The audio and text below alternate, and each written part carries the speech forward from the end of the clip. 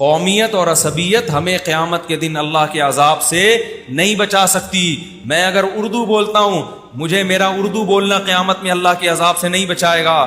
میں اگر پشتو بولتا ہوں مجھے میرا پشتو بولنا پٹھان ہونا قیامت میں اللہ کے عذاب سے نہیں بچائے گا. میں اگر پنجابی بولتا ہوں تو مجھے میرا پنجابی ہونا قیامت میں اللہ کے عذاب سے نہیں بچائے گا. تو میں اگر بلوچ ہوں، میں اگر ہند کو ہوں، یہ قومیں مجھے نہیں بچائیں گی. مجھے بچانے کے لیے اللہ نے جو قانون بیان کیا وہ اس کتاب میں ہے.